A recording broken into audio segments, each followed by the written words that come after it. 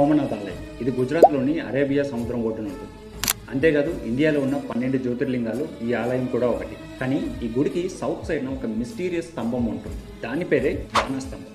ఆ స్తంభం పైన ఉన్న బాణం కొడుతూ నేరుగా సముద్రం వైపు చూపిస్తూ ఉంటుంది. అలాగే ఆ స్తంభం మీద సంస్కృతంలో ఇలా ఒక శాసనం ఉంటుంది. దీని అర్థం ఏంటంటే అంటే సోమనాథ్ ఆలయం నుంచి సౌత్ డైరెక్షన్లో ఓషన్ మీదుగా స్ట్రైట్గా ట్రావెల్ చేస్తే 10,000 కిలోమీటర్ల వరకు అంటే అంటార్కిటికా రీచ్ అయ్యేంత వరకు మధ్యలో ఎక్కడా కూడా భూమి అనేది కనిపించదు, ఓన్లీ నీరు మాత్రమే ఉంటుంది అని అర్థం. అయితే ఇందులో గొప్ప ఏంటి అంటారా, ఈ స్తంభం పైన ఉన్న శాసనం ఇప్పుడు రాసింది కాదు, 6వ శతాబ్దంలో రాసిన శాసనం. అప్పట్లో ఇప్పుడు యూజ్ చేస్తున్న ఎటువంటి టెక్నాలజీ లేదు. కానీ మన పూర్వీకులకి ఎలా తెలుసు ఇక్కడి నుంచి 10,000 కిలోమీటర్లు సౌత్ డైరెక్షన్లో స్ట్రైట్గా ట్రావెల్ చేస్తే అంటార్కిటికా వరకు ఎక్కడా కూడా నీరు తప్ప భూమి అనేది కనిపించదని. ఆ అనాలిసిస్ ప్రకారం మన పూర్వీకులు మనకంటే 10,000 రెట్ల ఎక్కువ తెలివిగలవాళ్ళు, జ్ఞానం ఉన్నవాళ్ళు. దీని గురించి మీరేమనుకుంటున్నారో కామెంట్ సెక్షన్లో కామెంట్ చేయండి. ఇన్ఫర్మేషన్ నచ్చితే ఛానల్ సబ్స్క్రైబ్ చేసుకొని ఫాలో అవ్వడానికి ట్రై చేయండి.